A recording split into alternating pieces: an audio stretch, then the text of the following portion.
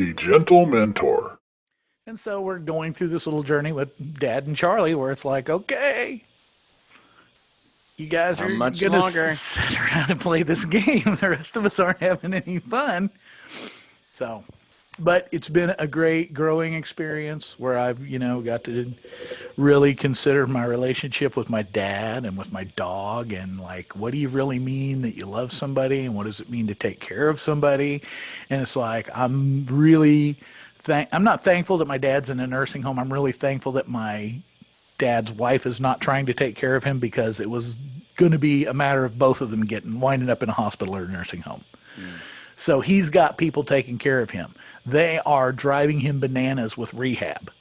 And I called him and talked to him, and he sounds in better spirits than I've heard him in a long time. And I thought once they put him in a nursing home, that'd be the end. He'd go depressed, and I don't want to talk to nobody. I'm mad. But he's like, he said, how are you doing? Oh, I'm sore as hell. Like, well, what's wrong? Oh, they just won't give me any rest. Just got to go with this therapy and that therapy, and they want me over here, and I got to do this, and then I got to eat. And I'm like, but you sound better. Yeah. I said that's typical Drage, isn't it? It's like, you're gonna warehouse me. I don't want that. But if you give me somebody to fight with, I'll stay alive. Well, that's what you were saying when I was there a few weeks ago. It's like you mentioned euthanasia, and they're like, "Oh, I'm good. I'm okay. I'm good." Yeah. The coupon. Like, it's time for the coupon. I got the coupon here for in-home euthanasia, and they're like, "No, I'm fine. I'm good. I'm all good." Everybody wants to go to heaven. Nobody wants to die. Oh man, who said that? It's a song. Yeah, I know it's a what's his name song, but I figured he probably got it. His song Crowder's. But David Crowder. It's a cover. It's an older song, but right. Yeah, I don't know where the original thought comes from, but Sunsets and Sushi. I remember that on that album. It's probably a C.S. Lewis or something from somewhere back in the annals of. The annals of Christendom? I don't know if there's annals of Christendom. Annals? I know. I felt weird about it. Does Christendom have an anal? I don't know. It does. Jerry Falwell Jr. We don't need to go there again. You got a topic for us? I'm all warmed up. I'm raring to go. Are you ready? Are you ready? No. So I was listening. So I've been listening to naturally. It's Tuesday, and so I'm Premiere Day. It's Premiere Day. And so I'm listening to a conversation that we had a few weeks back, and then I'm thinking about a conversation that we're having tonight. And I don't know what conundrum or something that's going on in my head, and I was talking. I had a meeting with a friend of mine tonight. We were sitting down and we were talking, and he's like, "So how's the podcast going? I've been listening. It's good. What do you think about it?" I'm like, you know what? I listen to it and I laugh. It makes me laugh. Just listening to us, listening to your comments, listening to my ridiculous comments. And I'm like, I'm driving in the car to meet this guy and I'm cracking myself up. You're cracking me up. I'm like, you know what? If that's what it is, okay. I'm okay with that. Yeah. And he finally said, you know what? That's when you really start to move forward, when you're okay with what you've got. And you just come to a point where you realize, hey, that's okay with, and that's when you and I sat down with coffee in Colombia a couple of years back. And you were like, this is what I'm going to do because this is what I'm made of. This is who I am. This is what I'm going to, and I was just like, oh, what? You remember that conversation. I do. And now I look at you and of course I've told you several times since then, I see that as a huge move of bravery because you were just like, this is what scratches my itch. And this is what I'm going to do.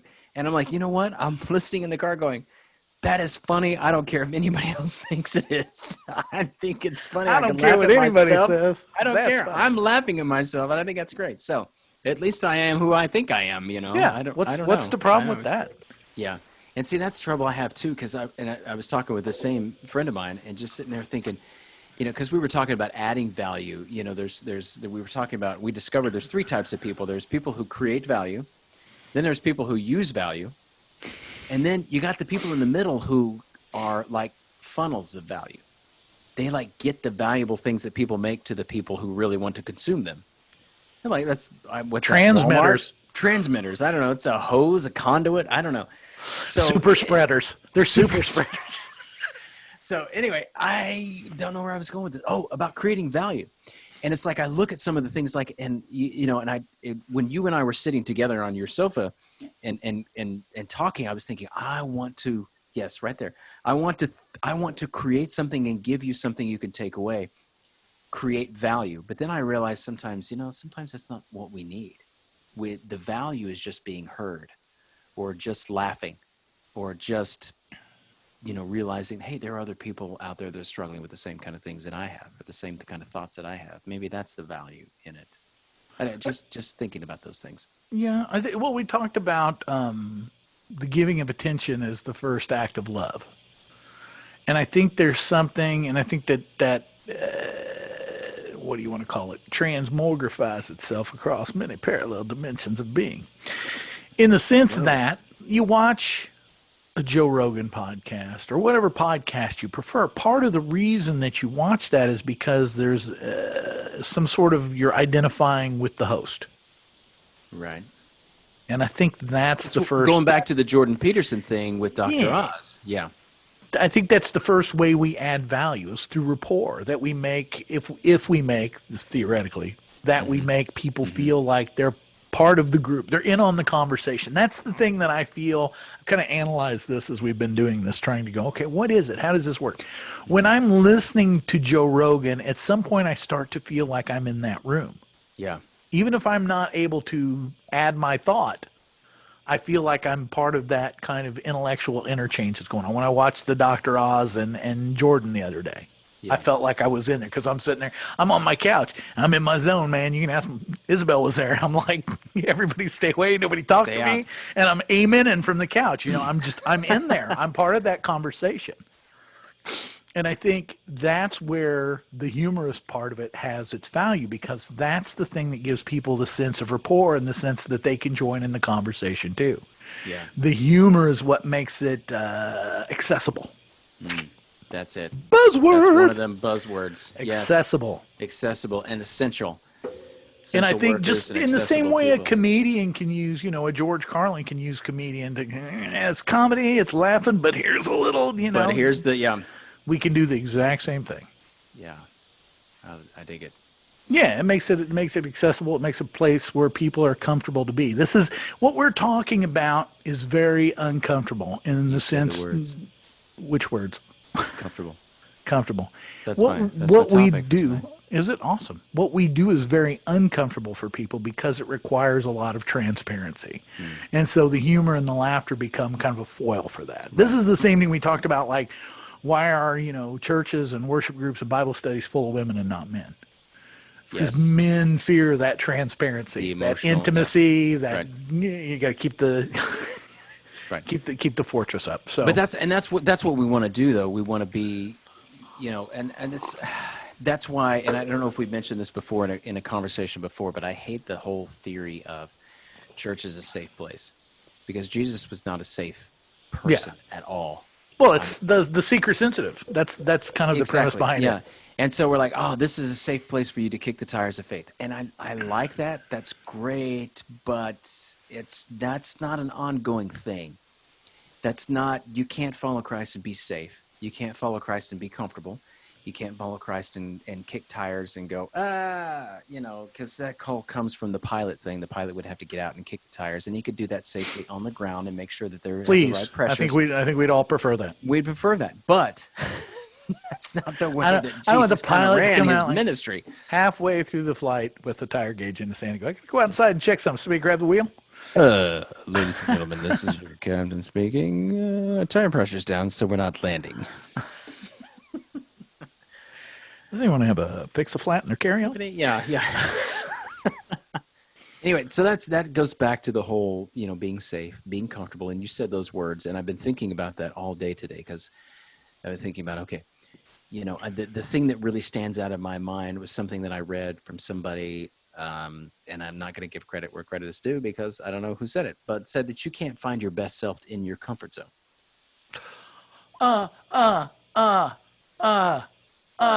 Oh man, Doug, you have your hand raised. Go ahead. Yes, it was me. I said it. It was you. No. I heard that quote like in the last week or two. Yes. I heard someone reference that. And I thought maybe if I thought about it, it would come back to me who it was. Not going to happen. I mean, it's probably. But yes, I have heard that quote too. And that's a Yes. good quote. Strong quote. Yes, it is stronger. And the comfort zone is probably the most dangerous place we can be. And, and I look back and I was listening to several of our conversations because what's really weird is everything that we've talked about, we talk about the three things that we're kind of standing against, but everything kind of always funnels back into the comfort. And the things that you talk about, you lead into that comfort. Mm-hmm. It's kind of like scripture, in the Old Testament, always led towards the salvation of man through Jesus Christ. And everything that we've talked about, and I'm not comparing ourselves, but everything that we've talked about always kind of led back into the comfort. What is it? What is it about comfort that we have that we're so, I don't know.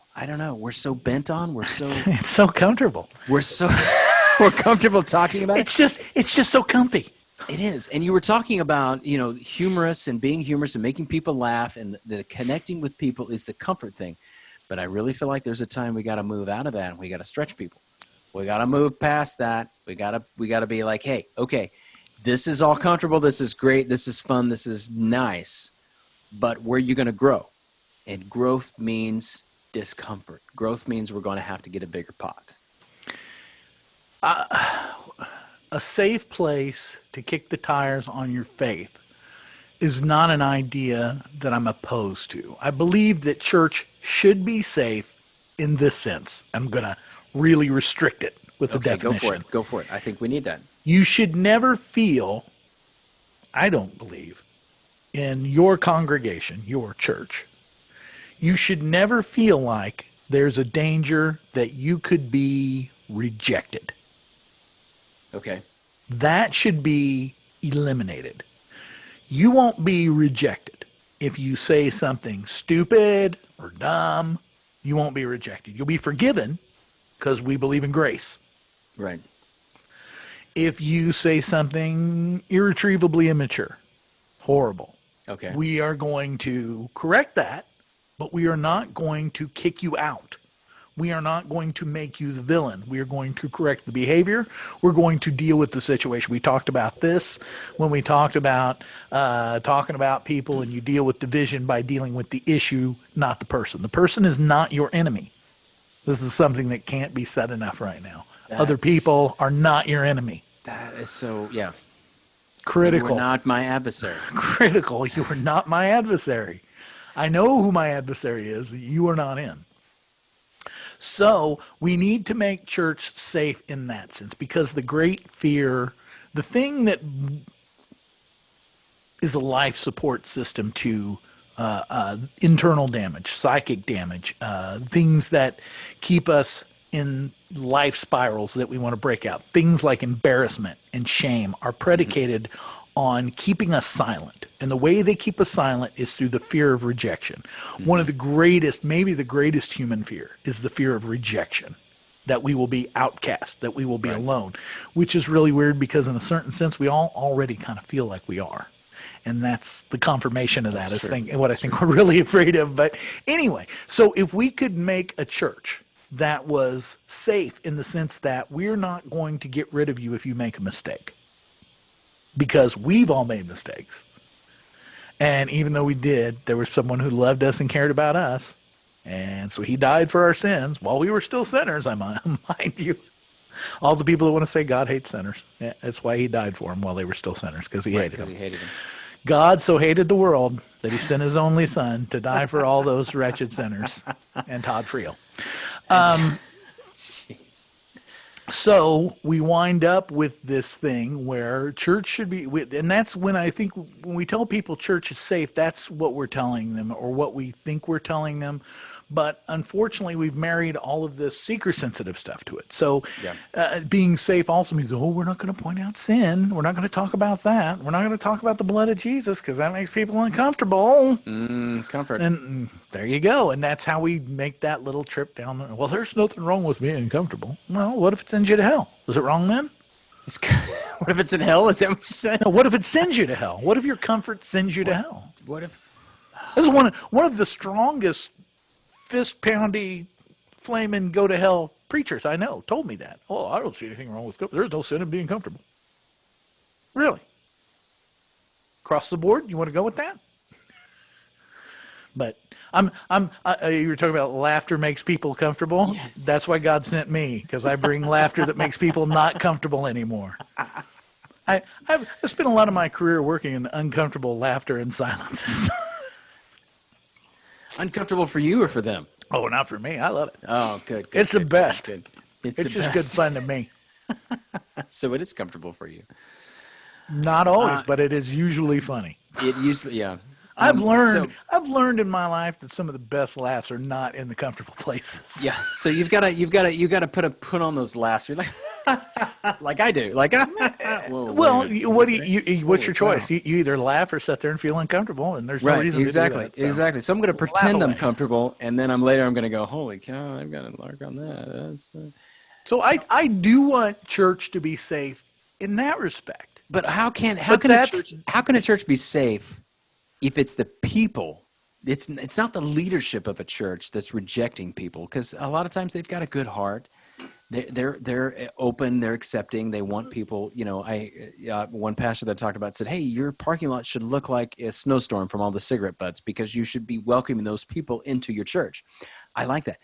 It's the inside people that make it uncomfortable. And that's where you've got to fight. It's the church. It's not right. It's the congregation. The congregation, exactly. Right, but leadership, and I do believe this, and I believe this works for just about any organization, is top down. Yes. Yeah. The folks in the pews follow the example that's set for them. True. And if the leadership are the type of people that aren't necessarily given to being gracious and forgiving, the congregation will follow suit. Yeah, but okay, let's jump into kind of the realm that I work with a little bit, because bring it on. You've got some mega churches who I've got several. I'm glad. I'm so glad for you. Right here in my pocket. You've got several of them that the pastor is the founding pastor. He's the leadership, and that's what he's created. Great. It's fantastic. That going on. Then you've got a pastor who walks into a church that's been in meeting for the past 70 years. And they've got some people that have been there for 90 years. And now they're trying to deal with those issues. Deacon possessed. Yeah, I don't know where I'm going with this question, but and let's face it, that's the majority of churches in our country now. I mean, that's 90% of our churches right now are dealing with that, where a young pastor walks in, he's 40 years old, 37 years old. He walks in to a church, is like, well, this is how we treat people who are dealing with sin, and this is how. And then, he's trying to preach against that. And then what does he get in return? You're out of here. 2 years. We're done with you, because we can't take you anymore, because that's not how we do it here at this church. Yeah. Well, yeah. There's a lot of that. There's like a thousand different ways you can roll it up, and basically what it always comes down to is, well, you want to take the comfort angle, you want to take the selfishness angle, you want to take the we do it this way because this is the way we've always done it angle. There's a million different ways to come at it, but yeah, it all boils down to the same thing. It's immobility based on comfort. We are doing this thing because this is the thing we do. Well, what if we did this other thing? We don't do that here. We tried that once and it didn't work. We're never doing it again. We can't grow, we can't change, we can't add, we can't subtract, we can't do anything but this thing we do. Right. Now, what is church? Because we're on church. We're talking about comfort, but we're talking about it in a church context. And don't we always end up on this somehow? Yeah. How do we do that? This for politics. Oh, we know? Politics. We can get there too. We're gonna follow. I know. Unless I hear a freaky story from my dad, and then we down that. We could take that one too. There's another side. Right? That's good. So in a congregational setting, when you've set this up as this kind of dormant, stale, stagnant puddle of mud, nobody wants ripples in that. If you've been to a stinky, stagnant pond and you make ripples in it, what happens is nothing but stink. You're not changing the water. You're spreading the ill.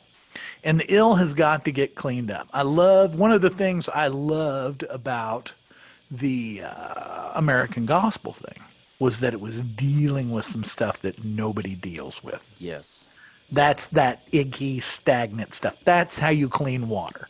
Yeah. You say, oh, look, here's all the dirt and bacteria we should get rid of. Like I said, the job's half done because there's still a whole other side of Christianity that needs to take a whooping.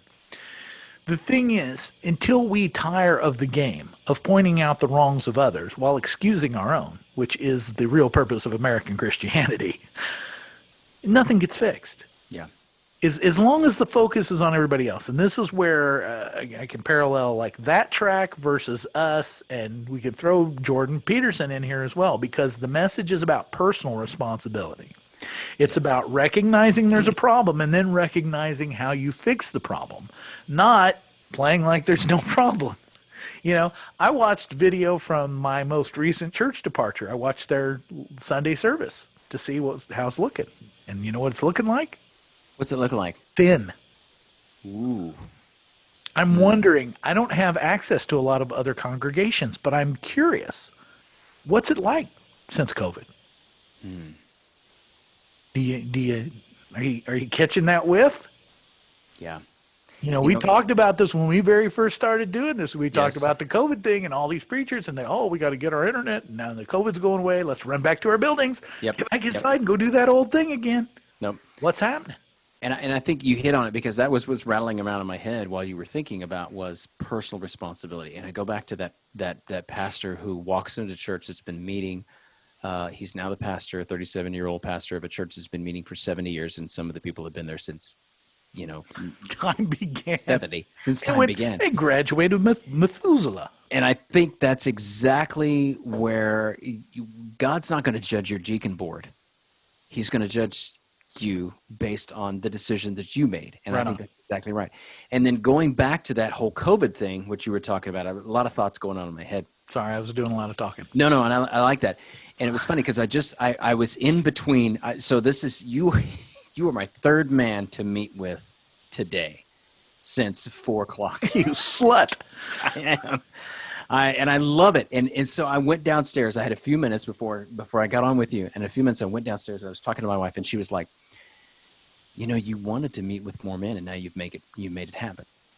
You're starting to meet with all these guys, and you're starting to talk, and you're starting to hash things out. Because we were talking about some things too. Sorry, I got my mustaches up in my nose. We were talking about some other things too that a friend of mine and I were talking about tonight. I'm like, since this whole COVID thing started, this is where I've been. I have been having conversations with you, having conversations with Zach, Chris, and my rabbi. We're having a lot of just in-depth conversation, which I absolutely love. This is my favorite, and actually, I hope none of them are listening, but Zach, I love you.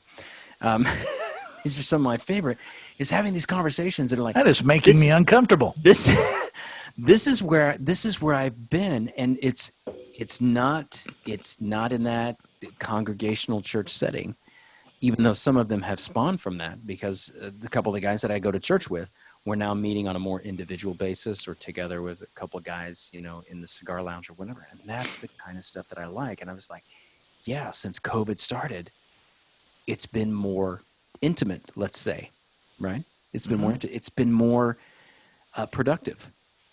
And and we were talking, I was listening today to I was talking about the arc of my introversion, about how people energize me, and to a certain point they got. And then you go the other way. It's starting, and I was like, since we've had that conversation, I think my arc has changed a little bit. It's flattened out a little bit. What does that look mean? I don't know what that look means. Flatten the arc. Flatten the arc. It's like I enjoy being and hanging out and talking on these intimate levels like this a little bit more. So, and I think that's where we're at. I think that's where we're going. I think that's what you and I were talking about before the pandemic started, was this whole, it's not about the building. It's not about the building. Oh, we got to get back to the building. We got to get back to the building. No, it's just people. Well, there. This is conversation. My own kind of little anecdote. Being, I texted you, and Kelly and Andy and everybody about Derek. Wow. Okay. Going back to that first conversation over coffee, and I told you that there are these people. I've had these experiences on Instagram where I have for whatever bizarre reason, there are a few people I've actually started developing relationships These are with. you people out east? There's a couple on the East Coast. Okay. There's Riley in Austin, and there's Derek in Arizona. Okay. Derek is the kid I told everybody about. Taught himself to play piano in like a year. Wow. He is one of the most Impressive. amazingly naturally gifted musicians I've ever met in my life. The kid could be, I think he could be a star. I'll say it. I think he could be a star. I know he could definitely go to LA or to Nashville and he could be a working musician, like a studio guy. That's cool. He's that level of good. He plays, like I said, he's self-taught piano, self-taught violin. He plays guitar. He can sing really well. He's a decent looking dude. He ain't a busted down old ugly mug like me.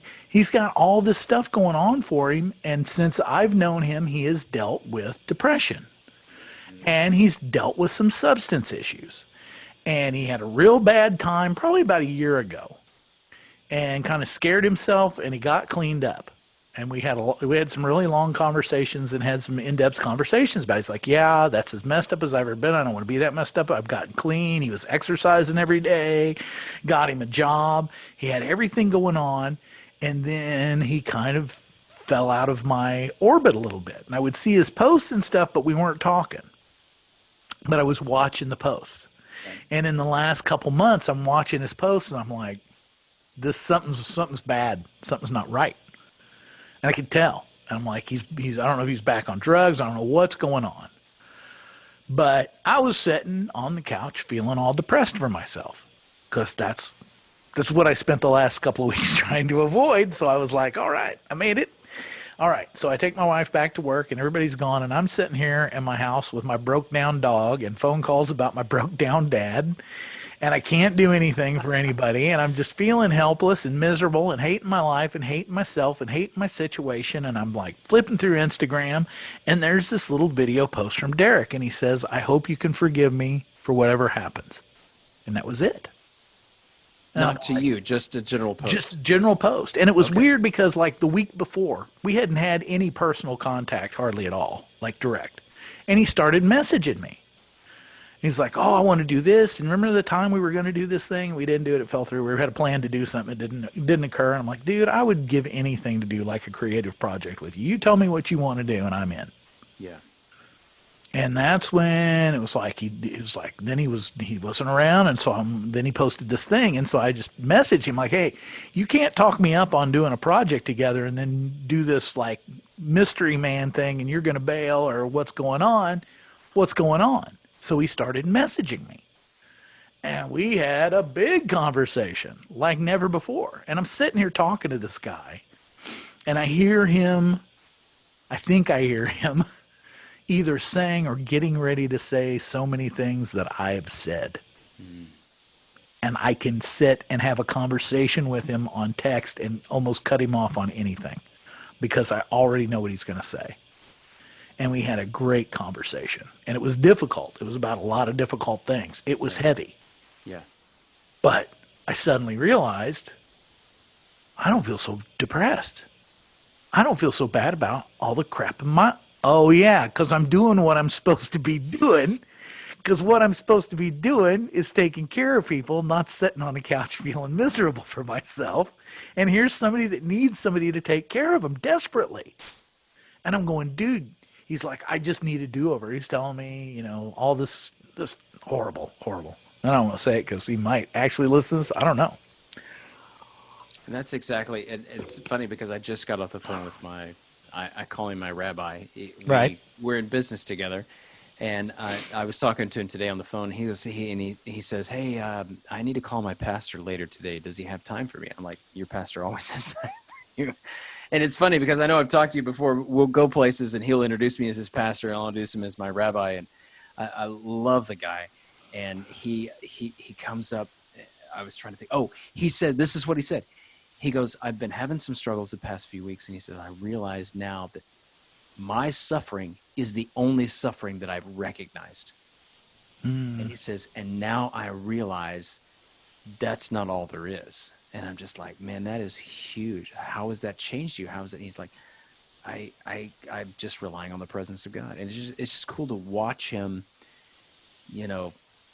I don't know. It's just very bizarre. And I just love, because I learned so much, like I'm talking with you, I learned so much from him. And I'm like, man, that's what it is. And so that's what I think of